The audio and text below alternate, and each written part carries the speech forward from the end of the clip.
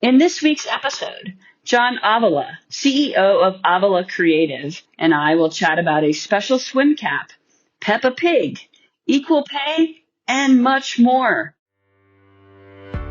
Hey there, my name is Bernadette Smith. Welcome to 5 Things in 15 Minutes, my weekly show where I bring good vibes to DEI. That is good vibes to diversity, equity, and inclusion with a little dash of corporate social responsibility. What I've found is that there are lots of news stories about what's going wrong in the world and lots of negative data. But there are also a lot of things going right. That's what I like to focus on. I search for DEI stories that we can be inspired by and learn from. My hope is to inspire you to experiment with some of these inclusive actions and policies within your own organization to help you build a more inclusive world.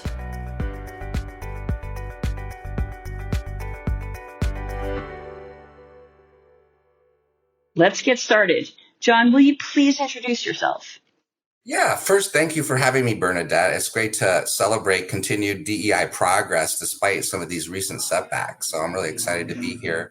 I'm John Avila. I'm principal of Avila Creative in Chicago, and we focus on all sorts of graphic design reports. Specifically, we've been focusing on DEI, ESG, and sustainability and annual reports, and we work with a number of clients from McDonald's, Harley-Davidson, Walgreens, Tegna, and also work with nonprofits like Gender Cool and Howard Brown Health and Equality Illinois. And we're also a diverse certified firm.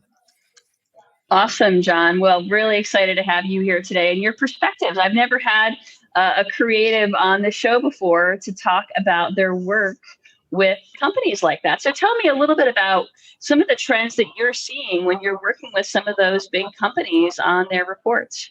Sure. Well, we've done annual reports for years and then sustainability reports. And then after the tragic killing of George Floyd in 2020, that really fueled, as you know, this whole DEI movement with companies and organizations to really show their commitment to DEI. And so these reports have really grown out of that. And I think it's really important for them to showcase statistics and what they're doing. And they try to communicate to employees, recruits, the media, and just the public in general. So it's really a growing area. And, there's a big trend to do DEI reports right now. We're excited to help companies do that. That's awesome. So tell me, when you're actually working on these reports with your clients, are you noticing any trends themselves that a lot of your companies are succeeding at, or there are certain benchmarks that you're seeing them hit? Like, what are some of the best practices or the really cool ideas that you're seeing coming out of those reports? Yeah, it's actually been a learning experience. Like one of the biggest things is accessibility, of course, which being a DEI report, you want to make sure it's accessible for everybody. And there's such a whole nother group of guidelines online when you're doing a microsite or a PDF or even a printed report to make sure that it's accessible, which before doing print reports, it wasn't really a criteria. So that's really a great new area we've been exploring. Also capturing key data, like not just fluff and that kind of thing, but really showing workplace representation by race, ethnicity, board and leadership. Those are all important things to get in there. And also making sure that there's good imagery, because often for these reports, there's really bad snapshots that people take on their phones, at events and things. And it's worth, if you're going to do a report, to hire a professional, diverse, certified photographer or illustrator to work on it and get quality images. Those are great tips, John. So you are an LGBTBE, a certified LGBT business. And so are you finding that is an advantage for you in working with these larger companies? Absolutely, because even the referrals I'm getting from the chambers and then also the teams that I'm working with, we're all, diverse teams, and it's great to all be working on these reports. We're all passionate about what we do and what we're doing. It's just this mission-driven work, and, it's really been a great experience. I can just tell, like when I asked you that question, I could tell the shift in your energy. You just got excited just even talking about it. I can see the passion coming through. It's fantastic, because I think that, I hear so many I have so many conversations with folks who are doing DEI work and they're feeling burnt out and they're feeling stuck and they're feeling like, things aren't really moving as fast as I hope. But, and just hearing you talk about the progress that's being made and the positive energy that you are having on the teams that you're working with, I mean, that excites me. Yeah. Oh, there's a lot of movement. And I mean, a lot of companies have added, DEI directors, across the board, Fortune 500 companies. So these are folks who are fresh in their positions, and we're excited to help them navigate the way through the process, and what information it needs to be in there.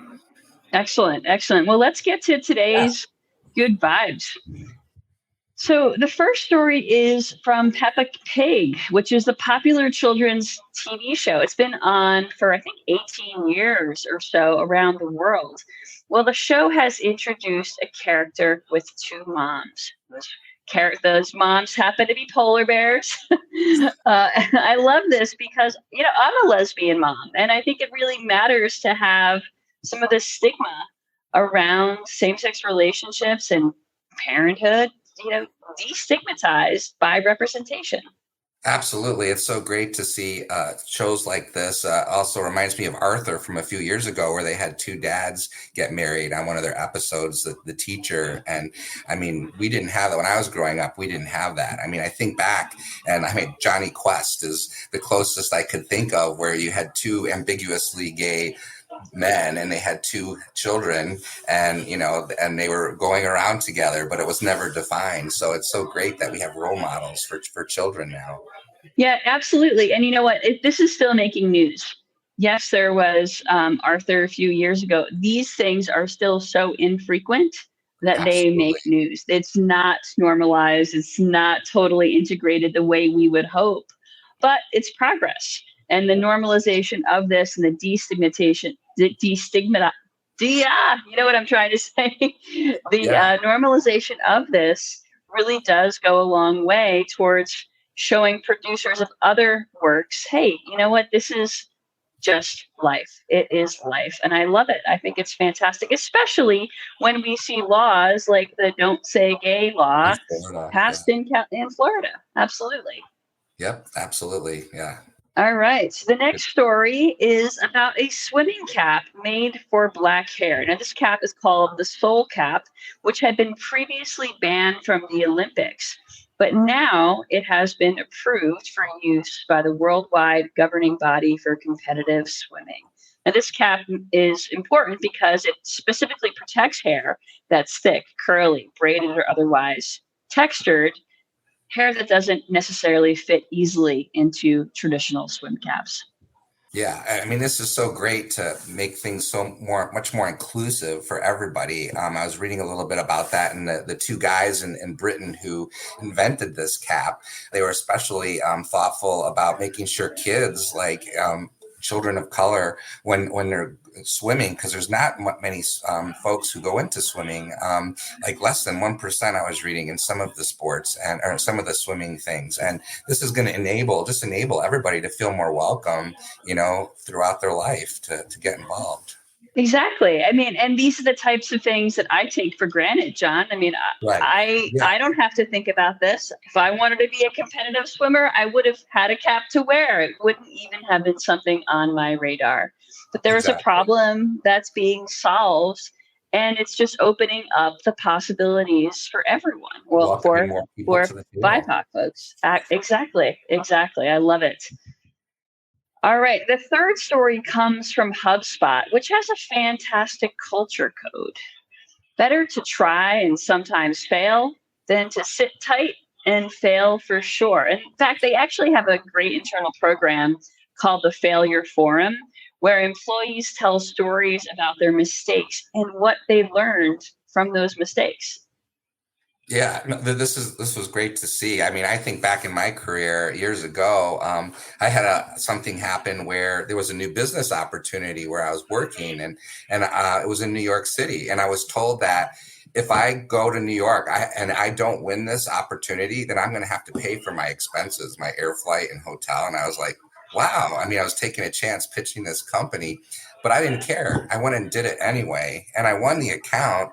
And then I had that client for 10 years. And it was like, Oh my God. I mean, you got to just go with your gut. And it's like, it's so nice to see these days where companies are doing this and supporting people.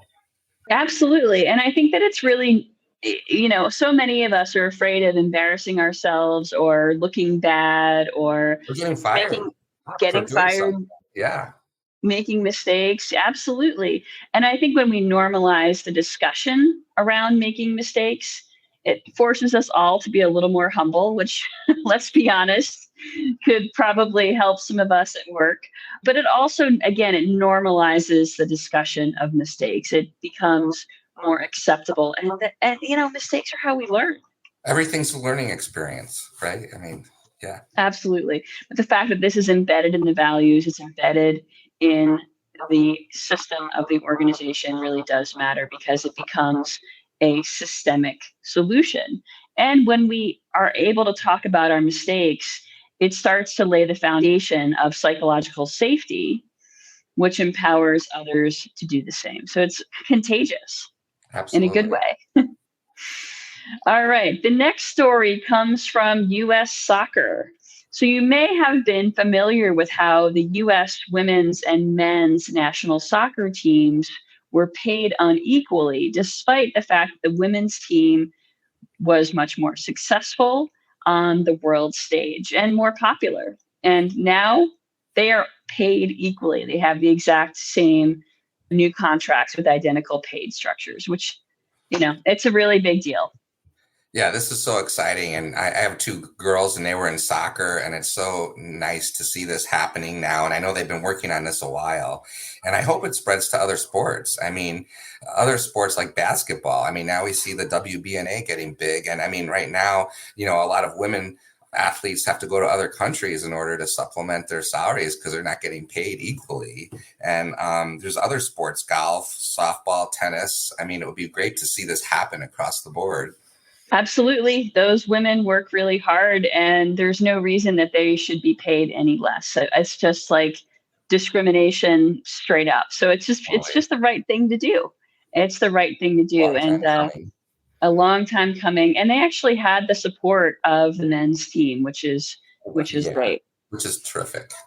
And the last story today, John, comes from Princeton University, which I think is fantastic. So, Princeton, which is an Ivy League school here in the US, has a new policy that if your family earns less than $100,000 per year, Princeton is covering all tuition and other expenses for undergraduates.